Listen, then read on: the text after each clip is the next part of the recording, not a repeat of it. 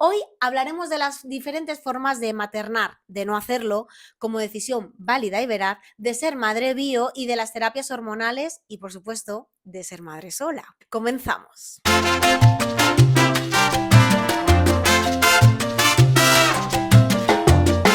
Pensamientos de una viandante. Porque Woman World solo hay una y a ti te encontré en la calle. Cariño, ¿se te pasa el arroz? ¿Vas a tener hijos? ¿No vas a tener hijos? ¿Y si te arrepientes? ¿Quién te va a cuidar cuando seas mayor? ¡Uf, qué egoísta! Los perros no son hijos. ¿Vas a tener hijos sola? Estás loca. Necesitas pareja para eso. ¿Aún no tienes pareja? ¿Es que no quieres ser madre? ¿Y quién va a cuidar a los niños mientras trabajas? ¿No vas a volver a trabajar? Y esta y otras muchas frases opresoras después. Aquí seguimos las mujeres en 2026 marcando nuestros ritmos, deseos y acciones mediante lo que se espera de nosotras y alerta spoiler, hagamos lo que hagamos, seremos juzgadas y criticadas. Dijo Elizabeth Taylor que lo mejor que había hecho en la vida era adoptar. Por otro lado, vemos vídeos virales en redes donde cientos de hombres lloran y gritan a sus parejas porque del gender reveal ha salido rosa. No es un tema fácil de abordar, está lleno de aristas, de puntos de vista, de formas de vivir, pero sobre todo debe abordarse desde una apertura de mente donde todos los tipos de mujer quepan, las que solo quieren tener hijos biológicos con su pareja, las que deciden hacerlo solas gracias a la ciencia o sin ella, las que deciden acoger o adoptar, las que deciden no ser madre y las que deciden maternar, incluso otras especies. Si hay algún punto de partida en este tema es que la maternidad no nos define como mujeres. No es parte de ser mujer, no es una obligación. La maternidad es un deseo de cuidar y este puede adquirir muchas y diversas dimensiones.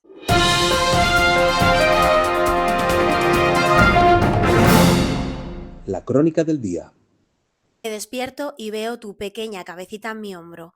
Me miras con ternura, con tus ojos sinceros y te abrazo para darte los buenos días. Te tapo mejor para que no cojas frío. Hoy hemos pasado mala noche, has estado malito y hemos estado en vela, meciéndote hasta la madrugada. Cocinamos un rico desayuno y después de ponerte el abriguito porque fuera y hace frío, vamos a pasear y ver a tus amiguitos al parque. Mientras juegas feliz y yo charlo con las vecinas, me miras porque te has hecho daño y vienes corriendo asustado para que te cojan brazos y lo hago y te hablo con cariño hasta que se te pasa y vuelves corriendo a jugar. Al volver a casa pasamos un tiempo juntos aprendiendo para después, al sol de la terraza, descansar un ratito hasta la hora de comer. El amor que siento por ti es mayúsculo, lo llena todo y me liga para siempre a ti. Eres mi hogar y eres mi familia, eres mis días y mi tiempo, el metro que mide mis decisiones, eres el corazón que late en mi pecho y mi alegría. Maternar es esto y lo hago por ti. ¿Has pensado en un niño humano? No, estoy hablando de mis perros. Ser madre, madre así en mayúsculas, son 5 letras que penden sobre la nuca de cada bebé que nace siendo mujer. Ser madre son 5 letras verdugas, losas enormes que se suben a nuestros hombros con ecos de un futuro acontecido, fatídico y sentencia. Ser madre. Mi primer muñeco bebé me lo regalaron cuando tenía 4 años. Nunca jugué con él, no sabía cómo hacerlo. Veía a mis amigas jugando a hacer la comida, arrastrando carritos, meciendo bebés de plástico con ojos móviles que se abrían y se cerraban locos y sentía escalofríos. Yo quería ser Indiana Jones. Indiana Jones no tenía No, bebés. no tenía. Tenía un gorro y un látigo, pero bebés no. En el instituto la maternidad se empezó a volver real. Una amiga que se queda embarazada y los susurros. Uf, sea la vida. Prejuicios y etiquetas. Sigues creciendo y la cuestión se cuela en las conversaciones entre amigas. Tía, ¿tú quieres ser madre? Ser madre versus estudiar. Ser madre versus una carrera. Ser madre versus ser tú misma. Como si fuesen conceptos que no casasen juntos o que si lo hacen tienes que ser una estrella en ambos. Machismo instaurado, un sistema social que no acompaña. Extraños y desconocidos te apuran con el paso del tiempo y hasta señalan tu tripa inflamada, puede ser por la regla, porque hayas tenido una mala digestión, sin vergüenza ninguna. ¡Felicidades! Porque eres mujer, ¿cómo no vas a estar embarazada? Claro. Nunca supe si quería ser madre. Para mí no era un deseo ancestral, pero tampoco me negaba a serlo. Simplemente no lo sabía, no pertenezco a ningún bando y tampoco eso se entendía. Con 35 años sentía tantísima presión que decidí ganar, aquí abro comillas, tiempo y congelé óvulos. También escribí un reportaje donde lo contaba todo en womanworld.com y al releerlo hoy, desde una perspectiva del tiempo y ya con 40 años, siento un poco de pavor. Lo titulé Ser dueña de mi tiempo, como si mi tiempo como persona humana en este mundo lo marcase ser o no madre, como si fuese una decisión o una definición de quién soy. Ahora entiendo la maternidad desde otra perspectiva, desde la libertad de poder rechazar sin miedo la idea de ser madre biológica y de abrirme a otras ideas tal vez más sociales, como la acogida o la adopción. Siento la maternidad al cuidar de mis perros con amor, paciencia y educación, cuidado, alimentación y presencia, y también eso es maternar. Y sé que incluso lo hago mejor que muchos humanos con su prole, porque ser madre no es dar a luz, ser madre es maternar, y esa es la palabra más poderosa. Estamos cambiando el concepto maternidad por maternar, y esto creo que nos hace mejores porque nos incluye a todas. Temita de discusión. Para hablar de diferentes formas de maternar, de procesos hormonales, de las decisiones de vida impuestas o libres, y para desmitificar el icono de la madre virgen perfecta o madrastra. Damos la bienvenida a mi queridísima Carla Rogel, autora del podcast Madre Sola y DIRCOM de Aucavi. Carla, gracias por cedernos tu día libre como mamacita para acompañarnos hoy a hablarnos de tu experiencia. Muchísimas gracias por la invitación, es un placerazo. A ver, vamos a charlar de todo. Bueno, primera pregunta. Desde pequeñas escuchamos en las discusiones entre amigas. ¿Tú siempre tuviste claro que querías ser madre? Yo siempre tuve claro que no quería ser madre. ¡Ah! Giro de Giro de guión. guión radical. Es verdad que probablemente nunca fue una certeza tan radical como yo creía, porque de hecho el capítulo de mi podcast que se llama El deseo de ser madre es una recopilación de ciertas señales que en su momento me pasaron desapercibidas, pero que fueron sumando y sumando lo que después resultó ser un deseo de ser madre, pero muy tardío, o sea, en los 40 me vino. Y cuando decides dar ese paso a los 40 de ser mamá, ¿cómo te lo planteas? ¿Cómo decides abordar esa cuestión? No fue exactamente un paso de una idea que un día se materializó. Yo vine, había tenido una relación muy larga y al final de esa relación sentimental, yo ya deseé ser madre con esa persona. Mm. Esa relación terminó enseguida desde mi deseo y ahí empezó todo un camino de reflexión. O sea, no fue una cosa de a los 40 yo decido ser madre y voy a por ello. De hecho, lo pienso mucho en mi cabeza de persona nacida en los 70. Construyo una idea de amor romántico en el que no concibo tener hijos sin pareja. Vivo un duelo enorme, no en ese momento, sino cuando mi posterior pareja, con la que decido, bueno, quiero ser, que seamos padres juntos, tampoco me corresponde en el deseo de la maternidad. Entonces sí que ahí viene una realidad horrorosa a la que yo me tengo que enfrentar y una barrera psicológica gigantesca que derribarla ha sido el mayor reto que yo me he encontrado, porque una vez que ya la he derribado, entonces ya me lanzo a la maternidad en solitario. Has dicho una cosa muy interesante y creo que el punto de inflexión de no es una decisión que tomé premeditada, sino que es una decisión que he tomado muy consciente de cómo, de lo que quiero hacer y cómo quiero hacerlo, es la diferencia entre ser una madre niña o una madre adulta. Y eso te lo da la edad cuando tú ya sabes quién eres y cómo quieres vivir y educar. Perdonadme, por favor, que seguro que hay madres jóvenes majísimas. Yo creo que te permite ser una madre más sabia. Lo que pasa es que esa sabiduría tiene de un inconveniente que es la diferencia temporal, claro. O sea, yo tuve a mi hija con 45 años y francamente me siento estupenda, estoy cansada, por supuesto, pero porque llevo un ritmo criando sola a mi hija que si tuviera 35 años, creo que también estaría bastante cansada. Yo creo que el ritmo estarías cansada a cualquier edad. Yo estoy Y convencida, aparte tú eres una mujer muy vigorosa y muy llena de fuerza y absolutamente. energía. Sí, lo soy, lo soy. Cuando decides ser mamá, te enfrentas a esa pregunta. ¿Cuál es mi reserva ovárica? Aquí tengo que hacer un inciso. La reserva ovárica nos la puede ver el ginecólogo en cualquier momento de nuestra vida y nunca lo hacen. En la misma ecografía que te hacen de revisión todos los años, se ve cómo de importante sería y cómo nos ayudaría a las mujeres y cambiaría nuestras decisiones de vida si a mí, la primera vez que voy al ginecólogo con 18 años, me dicen, pues mira, tu reserva ovárica es bajita, o es alta, o es tal. Oye, si quieres ser mamá o no lo tienes claro y el día de mañana quieres, o no quieres, pero no sabes si igual mañana te apetece y quieres congelar óvulos, hazlo. El proceso es tal. Porque claro, yo cuando conozco que mi reserva ovárica es bajita, en mi caso es bajita, tengo 35 años. Fíjate. De los 18 a los 35, fíjate si hay años para que a mí algún ginecólogo me hubiera dedicado 2 segundos a que además es que estoy con las piernas abiertas para que me digas lo que está pasando en mi interior.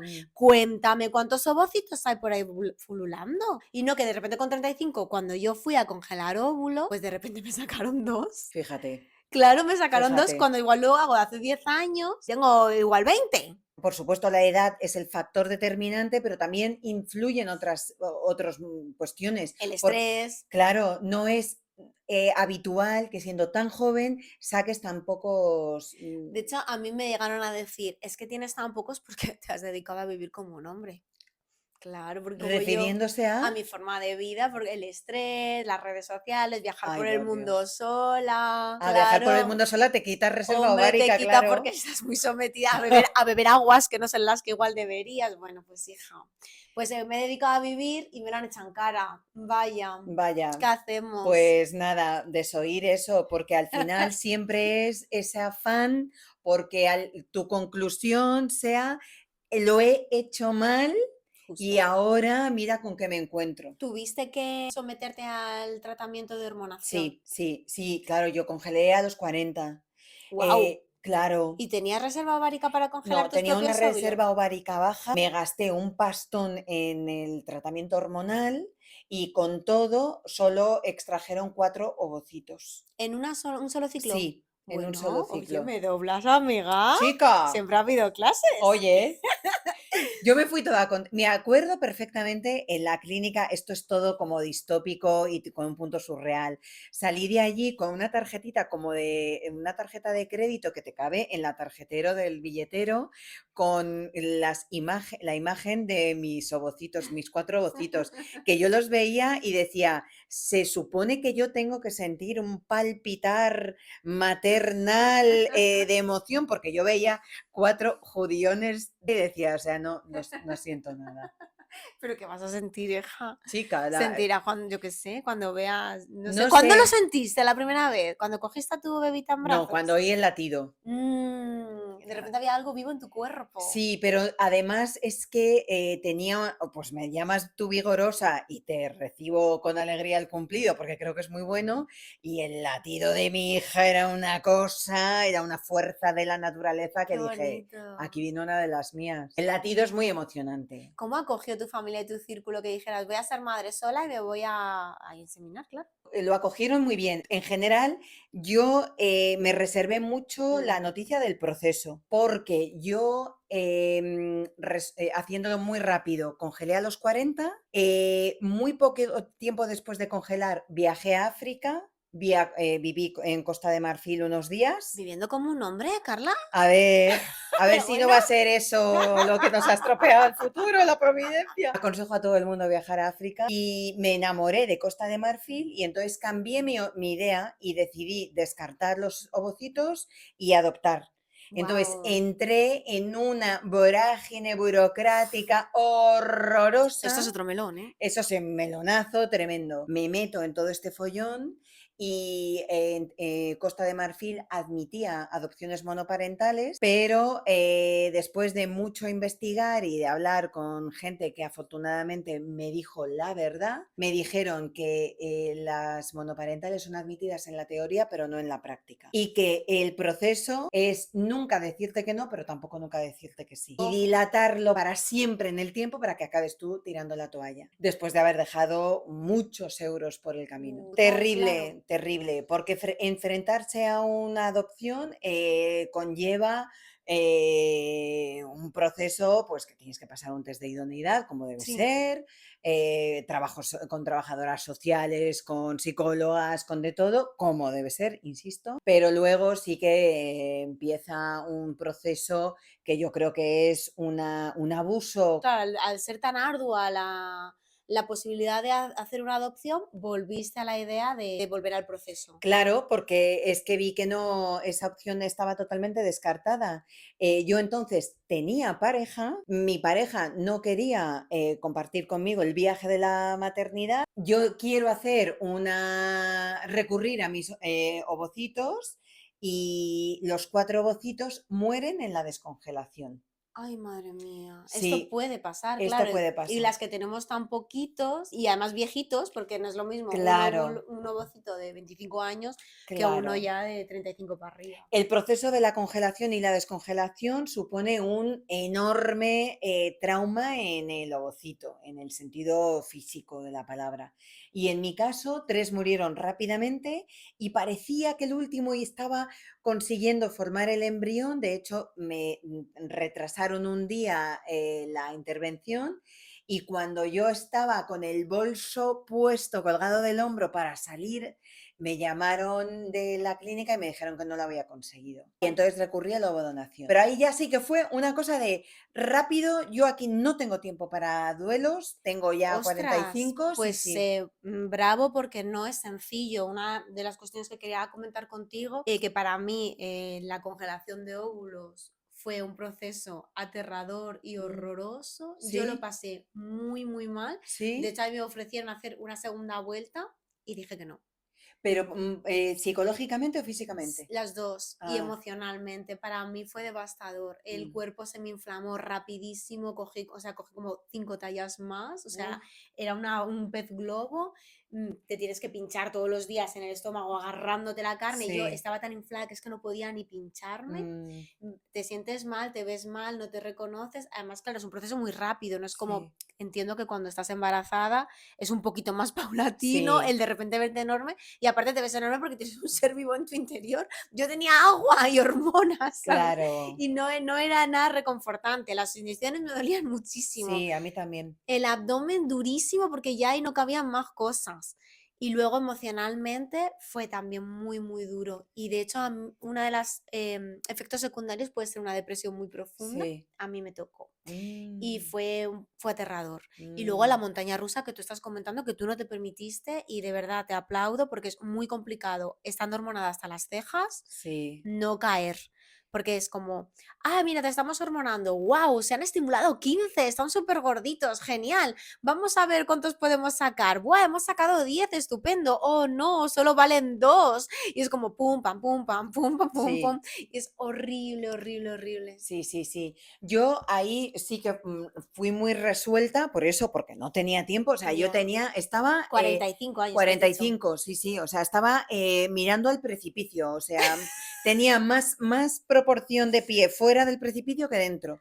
Y luego sí es verdad que yo no tuve la necesidad de hacer un proceso que a menudo las mujeres que recurren a la ovodonación tienen que Ujú. hacer, porque yo venía de un proceso de adopción y además iba a adoptar a un niño o una niña marfileño, negro. O sea que a mí las cuestiones de los parecidos no me importaban nada. O sea que yo eso me lo ahorré. Claro, eso es una pregunta que te hacen, porque yo sí que me llegué a apuntar al programa, bueno, es un programa que tiene la Seguridad Social, yo entraba Sí, entre los parámetros y me cogieron, incluso con mi reserva ovárica Fíjate. de 10 en total, sigo teniendo 10 de reserva ovárica. ¿Cuántos son buenos esos 10? Pues no lo sabemos. Claro, hasta que No lo no. sabemos. Cuando iba a empezar la estimulación, ya rellené todos los papeles y tal, ¿Mm? y te preguntan eso, un donante que se parezca a ti. Bueno, por ley hay ciertos atributos físicos que tienen que más o menos coincidir. Sobre todo, por ley, la raza tiene que coincidir. O sea, si tú quisieras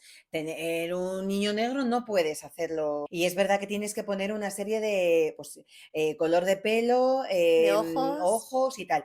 De hecho, yo recuerdo, yo, o sea, no es que sea un ser muy excepcional, pero tengo los ojos verdes, que es una rareza, y mido un 80, que no es tan raro, pero tampoco es tan común. Entonces yo decía, no quiero que esperéis a un donante que cumplan mis claro, estamos en requisitos. España, lo de los ojos verdes es más raro todavía. Ya. Y entonces me dijeron que no era una cosa tan estricta Vale. con el tema del color de ojos, por ejemplo, o la forma del pelo, lo que sea, pero La raza la sí. raza sí. Pues a mí cuando ya me dieron las inyecciones y todo para empezar, ya estaba con la regla y tal, sabes Sí, que cuando se empieza a estimular tienes que estar en el segundo día de regla, tercer día no de me regla, no lo acuerdo quiero ya. decir mal, pero bueno, por ahí. Sí, Y me dijeron, bueno, pues venga, empiezas a pincharte, la semana que viene te hacemos control y te hacemos la inseminación. sí, Y de igual ya en 15 días estás embarazada. sí. Y yo, vale, muchísimas gracias. Recuerdo que salí del Gregorio Marañón, me senté en un bordillo y me eché a llorar. No me extraña. Dije, uff, qué vértigo. Recordé todo el proceso de congelar óvulos, porque al final es la misma, muy Sí, parecida a la estimulación. sí. Dije, no puedo, no puedo. Y no lo hice. Eso le Mm, pasa a muchísimas Y yo creo que fue mujeres. ahí cuando me di cuenta que realmente no me importaría ser madre, sigo diciendo lo mismo que cuando era Sí. pequeña, pero no me quiero volver a someter a la hormonación. Fue Mm, horrible. Sé que eso me reduce muchísimo, claro. Sí, pero es que la pero es que no, es que hormonación, es muy duro. sí, sí. Yo he oído historias como la tuya, muchas. Algunas de las mujeres que dan su testimonio en el podcast hablan así. Yo no tuve Tú esta. no te rajaste, lo No, tenías claro. no, no, no es que no me rajé, pero tampoco tuve esos efectos hormonales. Ya, claro, es que si no te afectó tanto, igual No. es otro viaje. Yo tengo mucho autocontrol, soy una persona totalmente disciplinada y tal y cual, y muy voluntariosa, pero es verdad que las hormonas no entienden de métodos. No puedes controlar, o sea, No, yo no, me veía totalmente sobrepasada, es como, pero es que estoy haciendo, intentando todo, los ejercicios de respiración, es que esto no claro. hay un Dios que lo dome. No, Sí, pobrecilla. sí, sí, Sí, es como lo de la depresión postparto, que justo. ahí se supone que tú tienes que estar feliz porque es el mejor momento de tu vida y a lo mejor te Bueno, sientes fatal. hombre, bastante normal cuando o te han rajado el abdomen entero o igual tienes puntos ahí, o sea, tu cuerpo está totalmente devastado, Sí, pero las hormonas del embarazo siguen locas por tu siguen cuerpo. locas durante bastante tiempo, pero es verdad que hay esa cosa de entrenamiento social, de pues Ya, como el día de la boda tiene que ser el día más feliz de tu ya, vida, ya, ya, el ya. día del parto tú tienes que sentir ese amor repentino por una personita, bueno, pues a veces lleva un tiempo. Lleva un tiempo. Veo más normal el estar mal necesitar un tiempo para recuperarte, Mm, porque además es que te ves mal, o sea, luego ya sigues con el cuerpo mal, pero mm, ya no hay bebé, que es un poco como la hormonación. sí, Y claro, aceptar esos tiempos también es importante, pero mm, socialmente nos presionan mucho. mucho. He hablado con muchas mujeres para hacer este podcast, informarme bien, sobre todo de cosas que yo no he vivido, como por ejemplo ser madre, ¿no? Mm. Ser madre biológica, llevarlo a término, yo no lo he hecho, yo me rajé. Y muchas me decían que sí, que el proceso de posparto es muy, muy complicado y las que lo han hecho a través de hormonación, Mm, muchas de ellas incluso ni siquiera lo han querido contar a su entorno por ya, el miedo al rechazo de la palabra inseminar, tiene ya. tanto prejuicio. Detesto los eufemismos y aunque hay muchas mujeres que se sienten súper cómodas diciendo madre soltera o soltera por elección, yo estoy sola maternando. y ahí se acaba todo. O sea, estoy sola, desempeñando una actividad que histórica o socialmente se desempeñaba entre dos Bueno, personas. se desempeñaba de puertas para afuera de 2, de Bueno, puertas para adentro de una, ¿no? por supuesto que sí, sí, esto está clarísimo. Yo que sé, hay gente que me mira como si estuviese haciendo un acto heroico Sí. y gente que me mira con un puntito de compasión. ¿Cómo Es una compasión? mirada involuntarias muchas veces Mm. y no veo yo un exceso de mala intención detrás de ellas. Como cuando, si dices que tienes una enfermedad o has roto con una pareja, que hay un, un gesto como reflejo de, "Uy, ¿Cómo te enfrentas a tener que hacer las gestiones del día a día? Por ejemplo, ir al colegio, trabajar. la logística es muy complicada, pero yo que me he dedicado a hacer producción de cine, vuelco mis conocimientos en una disciplina casi militar y voy muy rápido. O sea, voy con el agua al cuello, con mucho estrés y cuando siempre digo que tengo el vaso rebosante. ¿Te has podido organizar bien con el trabajo y ser madre? No. Cuando yo tuve a mi hija, tenía un trabajo en el que recibí muchos aplausos ¿Y a la hora de conciliar qué? y a la hora de conciliar me despidieron. ¡Ah, ¡Anda! sorpresa! Fue una representación del cinismo más absoluto porque soy muy buena en mi trabajo. Me esforcé especialmente por no decepcionar a nadie o porque nadie notara que yo había tenido una hija. Yo trabajaba en un medio muy prestigioso que tenía una cabecera dedicada a las mujeres, amigas. Ahora soy muy feliz trabajando en una asociación de autismo y discapacidad. Mi jefe me contrató habiendo escuchado todo mi podcast, que incluye un capítulo en el que relato mi despido, y entendiendo que la vida es una sucesión de ciclos y no en todos rindes igual, y a mí me contrataba en un momento en el que, bueno, pues tenía una serie de limitaciones. Pero me parece importante que has dicho, entendiendo que en la vida no siempre se rinde igual. Y sin embargo, en el otro trabajo, que encima te trataron fatal porque son unos machistas y unos Sí, patriarcales, sí, tú intentabas hacer como que no habías tenido una hija y que estabas igual. Y claro, es que es imposible porque tú mm, ya no eres la misma persona. claro. Y al final es otra vez eso que hablamos, esos estigmas de, vale, eres mujer, pero tienes que ser brillante en tu carrera, no puedes fallar, no te puedes reducir el horario, pero además tienes que ser buena madre y estar en casa y cuidar a tu hija. Y es como, bueno, haré lo que pueda, cuando pueda y como pueda, ¿no? Y eso no me hace ser mala madre, eso me hace ser humana, que es lo que soy, que es que soy humana. Yo entiendo que un empresario necesita que una mujer que se reincorpora después de su baja de maternidad esté centrada en el trabajo. Yo, vamos, necesité un día para centrarme. Un día, o sea, no me hizo falta nada más. Pero sí es verdad que yo, pues tuve que dejar de ir a eventos por la noche y que teletrabajaba por las tardes. Pero teletrabajaba y muchas noches trabajaba más después de dormir a mi hija. Pero vamos a ver, Carla, que eso es un híbrido que me cogería también yo, el teletrabajo por las tardes y por las noches yo no estoy obligada a ir a cubrir eventos, a no ser que me los pagues. Y normalmente no los pagan. Entonces, Ya.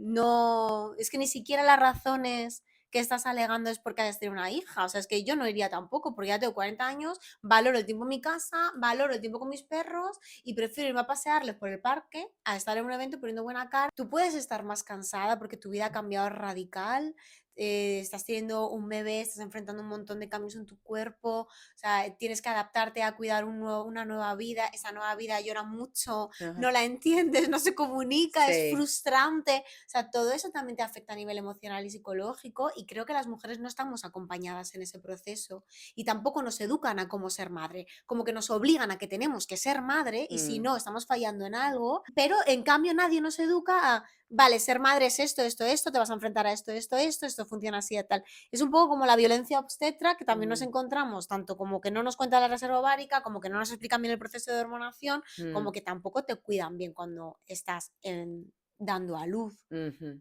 ¿Cómo viviste tú este proceso? Bueno, yo tuve una experiencia nefasta con la obstetra de la Seguridad Social que me atendió la primera consulta que yo ya me desprendo de la clínica de fertilidad. Esta persona del Hospital San Carlos, que es Seguridad Social de Madrid, se refirió en la consulta a la donante como la madre. Y luego además insinuó, yo tuve a la niña con 45, me quedé con 44, que ya debía ser un embarazo ¡Ay, geriátrico! geriátrico. A mí me lo dijeron también con 35. Ay, es que Con 30 son... es embarazo geriátrico. Y yo me imaginaba, tía, yo que sé, a la abuela del Titanic Total. embarazada. Digo, ¿es que acaso me pareceré yo a esta señora? ¿Mi cuerpo por dentro es esta señora? Y yo, no puede ser, si yo me voy soy una niña. ¿Qué dice esta gente? Amigas, el embarazo geriátrico es maravilloso. ¿Quién ha puesto porque ese nombre? Un hombre. es, seguro. ¡Un hombre! Pero luego es genial porque te hacen más pruebas. Este no es un tema sencillo y por eso quiero agradecer a las sabias que nos van a acompañar hoy para regalarnos sus testimonios y sus experiencias. Las sabias del WhatsApp. Para Noemí, Lucía y Marisol, la maternidad siempre estuvo sobre la mesa, pero sus diferentes historias de vida las llevaron a llegar hasta ella de diferentes formas y con diferentes luchas internas y externas. Vamos a escuchar a Noé, que plantea un debate súper interesante. Desde pequeña siempre he querido ser madre. Yo he sido siempre muy maternal y siempre me ha encantado jugar a los bebés y todo eso. O sea que yo creo que sí, que si preguntara a la Noemí de pequeña, diría que sí, que siempre. Yo reconozco que me han educado para ser buena profesional y bueno, pues realizarme en el trabajo. Pero en el momento de decidirme a ser madre, ahí tuve una contradicción. Toda esa preparación, todos esos estudios, todo eso, realmente nadie nos enseña a ser madre. Entonces se pasa muy mal. Nos imponen ser madre, ser buena profesional, pero nadie nos enseña cómo hacerlo. Y no poder quejarte, porque ¿te acuerdas de Samantha cuando escribió un libro diciendo que ser madre era duro? Porque es que ser madre es muy duro y todo el mundo la puso a parir porque la madre tiene que ser esa virgen reluciente sentada en una concha con su bebé feliz y perfecto, sonrosado, que también es ideal y ni llora ni nada, ni se caga ni nada. Y luego ya dice una cosa muy importante que es esa soledad de cuando eres madre o decides ser madre, que es que no te puedes quejar, que sientes que lo haces todo mal. Esa soledad es tremenda y tiene también otra pata, y es que tú pasas a un segundo plano. Con la gente de tu entorno, como es lógico, porque yo creo que eso es natural, están tan pendientes del bebé que tú no, o sea, el cómo estás, a mí me lo han preguntado muy pocas veces y muy pocas personas. Todo el mundo le lleva cosas al bebé, yo siempre las llevo vino y jamón. Te lo agradecerán Me lo mucho. agradecen mucho. Esa soledad la tienen las madres solas y las acompañadas, porque tu vida se reduce a sacar adelante, en el sentido más primitivo de la palabra, a una criatura. Eso lo recuerdo duro, Un duro. día tiene que ser complicado. Bueno, creo que es tan complicado, ya no solo cuando es bebé, sino cuando es adolescente. Ah, bueno. Que esas fotos no las ponen en las clínicas de fertilidad, ¿eh? Esa foto no te la ponen, no. Mi madre, a los años, cuando empezamos a hablar de este tema y tal, me dijo, si quieres que te diga la verdad, no lo hagas sola porque es durísimo. No porque no puedas hacerlo con una pareja, sino porque es durísimo, es muy, muy duro. Dice, y por otro lado, yo ahora si pudiera elegir después de saber lo que es ser madre, eso es fuerte, pero no es el único testimonio que he escuchado con las mismas exactas palabras. Si supiese lo que conlleva, no lo habría hecho. Fíjate, pues eres muy valiente reconocer eso, ¿eh? Sobre todo a mí, que soy su hija. pero tengo amigas que también lo han dicho, que también en confianza me han llegado a decir, las quiero muchísimo a mis hijos, a mis hijas, pero si yo tuviera que volver a hacer todo esto, no lo haría. Antes mencionabas a Samantha Villar, ella dijo una cosa que para mi gusto es acertadísima, y es que los hijos te quitan calidad de vida. Es una verdad como un templo. Yo lo digo a menudo y me ha costado verbalizarlo, porque siento como si fuese una mala madre. Esto nos pasa todo el santo día. Pero yo con mi hija soy más feliz, pero estoy menos contenta. Tengo momentos muy especiales a lo largo del día. Estoy ahí liberando oxitocina y me siento muy feliz. Pero esa cosa de la jovialidad, del tal, no, estoy muy preocupada todo el tiempo. Y aparte ahora es pequeñita, pero cuando sea más mayor, de repente vaya al cole sola o empiezas a ir de fiesta. Bueno, no te quiero amargar. fiesta no lo quiero ni pensar, o sea. Bueno, eso será otro podcast. Ese será otro podcast, sí. vamos a conocer la realidad de la montaña rusa emocional que supone la hormonación y los ciclos de estimulación desde una historia de vida muy, muy emotiva. Vamos a escuchar a Marisol y ya le he dado las gracias, pero quiero volverle a dar las gracias desde aquí por la honestidad y la emotividad con la que ha compartido con nosotras su experiencia. Hola, mi nombre es Marisol y voy a comentar mi experiencia con la fecundación in vitro. Lo primero que me gustaría decir, aunque suene atópico, es que si una mujer está decidida a hacerlo, que dé ese paso, aun sabiendo que es un proceso largo, costoso en algunas ocasiones y psicológicamente con un esfuerzo muy grande por parte de la mujer. Yo he gestado de manera natural a mis 2 hijos. Mi hija falleció con 2 años y medio con una enfermedad neurológica degenerativa a la que nunca se le puso nombre, a pesar de la cantidad de pruebas que se le realizaron. Cuando mi marido y yo decidimos dar otro hermanito a nuestro hijo, nos recomendaron que la vía natural la descartáramos. Fue cuando comenzamos un periodo de muchísimas pruebas con un diagnóstico genético preimplantacional. Este proceso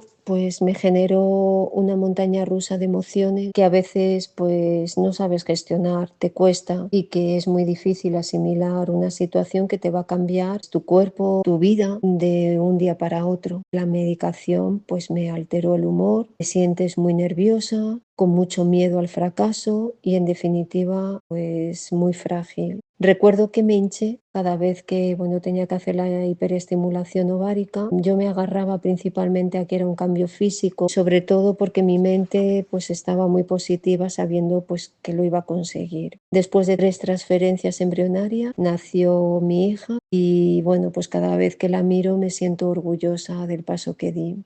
Qué bonito testimonio, Ay, Marisol. precioso. Súper bonito. Madre mía. Muy Qué bonito. coraje. Mm. Ole tú, Marisol. A mí me ha emocionado muchísimo su historia, de verdad, gracias por compartirla con nosotras.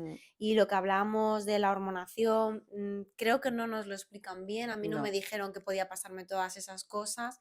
Me lo pintaron como que era un paseo por el bosque, se olvidaron de hablarme de las tarzas. Como que era muy fácil. Tú te vas a casa, te pinchas esto durante 7 días y vuelves y ya está. Y nadie me explicó todo lo que conlleva otra vez violencia obstetra de ginecológica, de no explicar a las mujeres el proceso y la realidad sobre sus cuerpos. O sea, es mi cuerpo, quiero saber qué me va a pasar. Y no nos lo explican. Ay, devastador. Pues sí.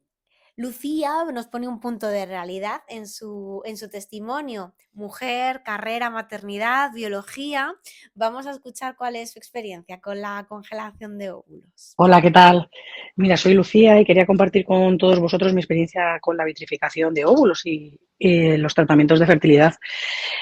Pues en mi caso siempre he querido ser madre y una de las decisiones más importantes de mi vida, ya que estaba centrada en mi carrera profesional, en viajar y en mi vida personal, pero de otro modo no quería ser madre joven, lo tenía clarísimo, pues estuve informándome y tuve la gran suerte de que me informaron y me formé bastante en la importancia que tenía la vitrificación de óvulos, pues para no sentirme ni presionada ni obligada a ser madre antes de tiempo, porque al final el reloj biológico nos pasa factura y hay veces que pues cuando queremos seguir nuestro ritmo de vida o dar un cambio en nuestra vida o tener un proyecto a largo plazo, en el tema de la maternidad, pues por desgracia el cuerpo es el que manda. Me hice la vitrificación de óvulos 2 veces, porque claro, cuando me lo hice tenía 37 años, si no recuerdo más, 36, 37 años. No me sacaron mucha reserva ovárica en la primera ni en la segunda, me sacaron 5 óvulos en cada vitrificación. Cumplí los 39, ya me entró el gusanillo de querer ser mamá, los congelaron, los fecundaron. De esos óvulos pues quedaron 3 embriones sanos, de los cuales me implanté 2 y tuve a mi niña. Y cuando cumplí los 42, el embrión que quedó, pues me lo implantaron. Yo creo que deberíamos educar a las niñas y a las futuras mujeres y jóvenes sobre lo que realmente significa vitrificar óvulos. No para meter presión ni para decir hazlo, ni mucho menos, sino para que tengan la información y para que sepan que existe esa opción, porque al final se trata de libertad y de poder decidir sin prisas y sin miedo y sin que el reloj biológico nos marque los tiempos, sino que seamos nosotras las que decidamos cuándo ser madres, cómo ser madres. Y a lo mejor hay mujeres que no quieren ser madres en la vida y eso está perfecto, pero si algún día cambian de opinión, pues haber tomado esa precaución de poder vitrificar esos óvulos puede marcar la diferencia. Y en mi caso, pues gracias a la vitrificación, pues pude ser madre cuando realmente estaba preparada. Es que es justo eso, ¿no te parece? Totalmente. El ganar, es que no quiero decir ganar tiempo, pero sí el poder permitirte vivir como tú quieras, organizar la vida como tú quieras, y creo que vuestras experiencias, las que estamos escuchando de las sabias como la tuya, es decir, jo, pues yo he sido madre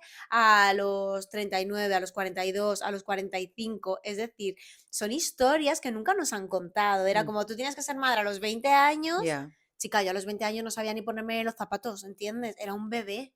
Yo ahora lo miro con la perspectiva del tiempo. Yo nunca hubiera podido ser una buena madre con 20 años porque no era buena ni siquiera conmigo misma. Mm, Yo ahora podría ser una buena madre porque ahora tengo 40 años, he trabajado muchísimo en mí, he ido muchísimo a terapia, he mm, limpiado heridas ancestrales, he mm. hablado con mi niña interior. Claro, claro, que has Entonces, hablado con todo el mundo ya. ahora sé cómo puedo ser mejor. Sí. Hay un punto ahí de autoconocimiento indudablemente valiosísimo y me parece muy acertado lo que dice ella porque creo que debería ser algo casi cultural, que te informen de estos temas, porque tú lo has dicho antes, porque todas descubrimos de sopetón lo que significa la reserva ovárica cuando nos hemos empezado a hormonar.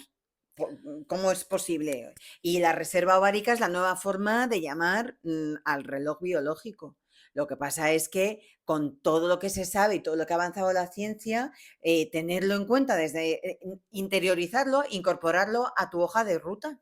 Justo, es que es como, es que tampoco nadie nos enseña lo que es la regla. O No, sea, es yo he verdad. descubierto la fase folicular con 40 años que digo, pero qué vergüenza. ¿Cómo yo estoy descubriendo qué es mi ciclo menstrual ahora siendo ya, cuando ya casi se me va a marchar? ¿Sabes? Porque a mí en mi clase del colegio, que éramos 18 niñas y 4 pavos, nadie me ha hecho una clase de, venga, ¿qué es la regla? ¿Qué es quedarse embarazada? ¿Qué es la reserva ovárica? O el ginecólogo cuando fui la primera vez, a mí, ¿por qué nadie me lo explicó? Mm. Se está haciendo muy bien la labor divulgativa con la menopausia, que ahora es el gran momento del siglo, ¿no? Se está hablando, se está exteriorizando, se está admitiendo que los sofocos son normales, etcétera.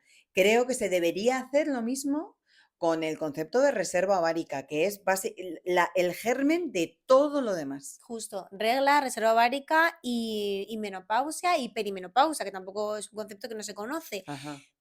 Pero ¿por qué no se ha tratado hasta ahora? ¿Y por qué ahora es una revelación que se esté hablando de ello sin pudor? Porque las cosas de chicas siempre daban vergüenza. Claro, Como tienes la regla, "Sh, no lo digas", te pasaban ya. la compresa como si fuera cocaína. Sí, sí, Hombre, por sí, favor. sí. Nos queda un testimonio más, Venga. que es el de Arancha. Arancha es un testimonio diferente a los que hemos escuchado. Vamos a escucharla. Yo tuve un instinto maternal súper heavy cuando era más pequeña, tipo 14, 15, 16. Yo estaba enamorada de tener hijos. De hecho, era de las locas que pensó que si no encontraba a nadie se iba a inseminar. Y todo cambió cuando empecé a trabajar con familias. Cuando empecé a trabajar de educadora familiar y empecé a ver un poco el panorama y empecé a criar, entre comillas, a chavales, pues ahí tuve claro que no quería ser madre, que ya sentía que había criado a un montón de chavalada. Con mis sobrinos se apagó todavía más el instinto porque ya tengo 2 críos a los que he visto crecer y puedo colaborar en su educación, y tener hijos en este mundo misógino, machista, racista, capacitista y con el cambio climático, conmigo se acaba mi estirpe. Conmigo se acaba mi estirpe también. También es otra de las opiniones que también se pueden decir ahora sin que pase nada. Justo, porque antes no podía Claro, decir algo así. Era como claro. la loca. Claro, claro, es que yo he sido ella muchísimos años Claro. de mi vida, tenía clarísimo que no quería. Fíjate. Y recuerdo que a menudo se me trataba como una persona egoísta, ya no solo como una mujer un poco incompleta, sino como egoísta. Veo muy generoso el testimonio de ella, Sí, porque al final está criando a niños que no son suyos sí, y ella se encarga de ayudar a esas emociones, reconducir sus vidas para que puedan optar a algo mejor, y representa a muchas mujeres sí, también. sí, y Mm. claro. Es un cambio de era. Es un Eh, cambio de era para Sí, nosotras. sí, sí, sí. Hay una frase que dicen mucho cuando tú dices, es que no, no sé si quiero ser madre o no quiero ser madre, y te responden, ¿quién te va a cuidar cuando seas mayor? Ajá, ¿Y a ti? ¿Y a ti quién te va a cuidar? ¿Dónde está tu abuela? claro. Anda, Es que anda, sí, anda. Me lo dices con tu abuela en la residencia, ¿no? ¿Que quién me va a cuidar? claro. Vergüenza. Es muy poco aconsejable lanzarse a esta locura si lo que quieres es construir un futuro cuidador. Al final se trata de romper patrones, paradigmas, de ser madre incluso para nosotras mismas, que eso se nos Mm, olvida muchas veces. sí. Cuidarnos, vivir la vida orgullosa, ¡Ay, Pepe! tal y como decidamos vivirla. Eso. Gracias por estar hoy aquí, Carla. Gracias Es un a honor ti. para mí, madre sola. Hay que Muchas gracias. escucharla, por favor. Gracias a las sabias del WhatsApp que nos han dado su precioso Sí. testimonio hoy. Y gracias a las que estáis al otro lado de la pantalla y que os habéis suscrito a esta nueva aventura informativa. Estamos en mi canal de YouTube, en womanworld.com, en Spotify, en todas las redes sociales, TikTok, Instagram, bla, bla, bla. Y en todas, ¿qué? Pues Woman World. Venga. Miles de besos. Nos vemos en el próximo episodio. ¡Arriba!